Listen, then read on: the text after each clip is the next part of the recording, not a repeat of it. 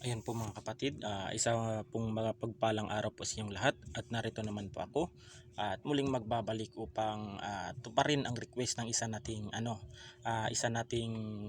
masugid na taga-subaybay. Ayan, sa isang nag-viral na batang nalunod. Ayan, tatawasin natin ngayon mga kapatid at pagbibigyan natin ang kanyang request na matawas ang batang ito na ilang araw na hindi pa nakikita ang kanyang bangkay. Tignan natin mamaya sa pinagtawasan kung ano ang lalabas sa totoong nangyari sa kanya. Yan. At mga kapatid, kung hindi po ako busy mamaya ay titignan din natin sa tarot card para malaman natin kung ano ba talaga ang totoong nangyari sa kanya. Ayan po mga kapatid, at tunghayan po ninyo. Ito yung part 1 mga kapatid sa pagtatawas. Sa susunod yung part 2 yung sa tarot card na. Ayan mga kapatid, tunghayan ninyo ang aking pagtatawas kay Joros Flores na taga Kalibo. Ayan mga kapatid, tunghayan ninyo. Yan po mga kapatid, magandang umaga po sa inyong lahat at narito naman po ako at muling magbabalik upang pagbigyan natin ang request ng yung ating mga subscribers at supporters natin at mga followers sa ating social media platforms. Ayan. At ating tatawasin ngayon yung nag-viral na bata na nalunod sa isang lugar na sa Banga Aklan River na si Joros Flores. Yan. Tatawasin natin ngayon at pagbibigyan natin ang ating ang mga request ng ating mga followers at subscribers. Ayan. Sulat natin yung pangalan ng batang nalunod. Ayan. At saka sa pinangyarihan ng lugar na kung saan siya nalunod. Ayan.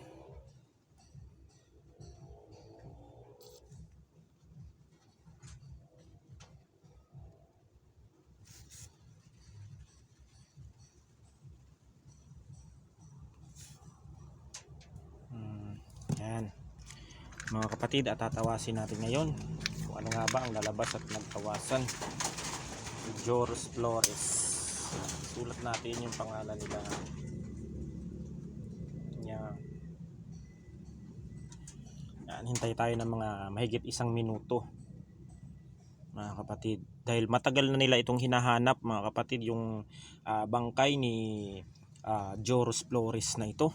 Yan, matagal na nilang hinahanap at hanggang sa ngayon ay hindi pa rin nakikita. Ayan, titignan natin kung ano nga ba ang lumabas sa pinagtawasan ng ating kapatid na si Joros Flores na namatay dahil sa lunod. Ayan, kung meron man akong mamaya, kung may bakante akong oras mamaya, titignan natin sa sa tarot card kung ano nga ba yung yung nangyari sa kanya, kung ano nga ba ang dahilan ng kanyang pagkalunod. Ayan na. Per benditionem in nomine Patri et Filii et Spiritus Sancti.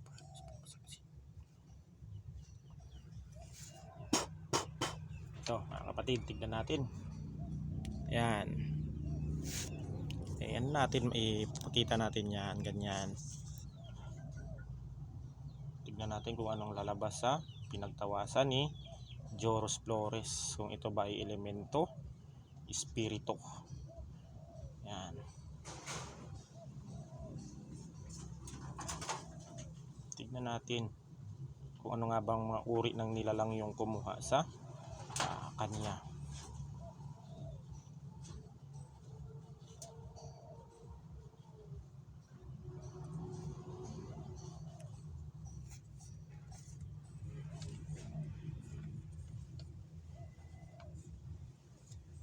Yan, parang ito, elemento ng tubig ito mga kapatid. Tignan natin. Kita mo sa akin kung sino man ang kumuha sa labi o katawan ni Joros Flores, kapangyarihan ng kataas-taasang Diyos. Napaitulutan niya ako na mabanggit ko ang 4 na elemento ng hangin, tubig at apoy at lupa. Pakita ang wangis ng sino mang gumagambala kay Joros Flores. Sino mang kumuha sa kanyang labi o bangkay.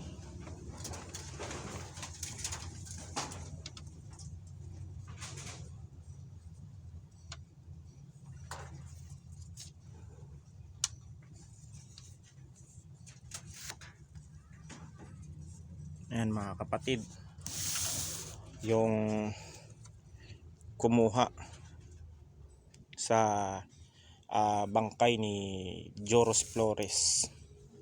Ito yung kumuha. Ayan. Talagang nakakatakot yung katawan niya. Ayan. Ayan yung mata, yung ilong, yung bibig. Ito rin yung kanyang yung sa kanyang buong katawan. Ayan yung mukha, yung buhok. Ayan, ito ay ito ay uri ng engkanto. Ayan. Marami kasi ang uri ng engkanto mga kapatid. 4 kasi ang uri ng mga engkanto. Yan, engkanto sa tubig, engkanto sa lupa, engkanto sa hangin, engkanto sa apoy. Maraming mga uri ng elemento mga kapatid. Sasabihin ko sa inyo, ano nga ba ang mga elemento ng tubig? Yan, o engkanto ng tubig, yan yung mga sirena, kataw, yung mga iba't ibang uri ng mga engkanto ng tubig yan. Yung iba pang mga hindi ko pa na pag-aralan sa mundo ng espiritual, basta yan lang yung alam ko sa engkanto ng tubig, yan yung mga sirena, kataw. Yan, ang engkanto naman ng lupa, yan yung mga engkanto, mga tikbalang, mga kapre, diwende, mga naninirahan sa mga puno ng kahoy, balite, yan yung mga engkanto ng lupa. Yan. Ang engkanto naman ng mga himpap hangin, yan yung mga falling angel. Yan yung mga anghel na itinapon dito sa sa lupa ng ating Diyos dahil sila ay nagkasala sa langit, kaya itinapon yan dito sa kung saan parte dito, kaya ihinati yan sa 4 na elemento. Yan, apoy, hangin, tubig at lupa. Yan po yung mga ang engkanto naman ng mga apoy, engkanto ng apoy, yan yung mga San Telmo. Yan. Yan po yung mga engkanto. Ito naman mga kapatid ay talagang ito ay engkanto ito mga kapatid. Yan natin yung wangis. Yan, kitang-kita naman talaga yung mukha. Yan. Talagang nakakatakot yung kumuha sa kanya. Yan. Yan lang yung ko nakikita ko. Talagang nakakatakot yung kumuha sa kanya. Ito yung ilong. Ayan yung mata. Yan. Tsaka yun yung ipin. Yan, lapitan natin. Ito yung ipin mga kapatid. Yung ipin niya. Ito yung buhok. Yan. Napakaliwanag po mga kapatid na yan po ay po ang kumuha sa kanya. Yung kaluluwa lang niya ang yung kinuha. Yan. Kaluluwa lang ni Joros ang kinuha dito. Ayan o. Klaro na yung Yan.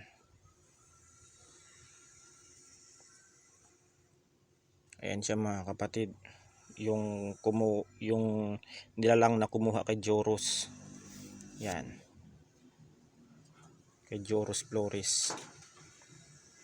Yan mga kapatid, at hanggang dito na lang at God bless us all. Ingat po tayo palagi.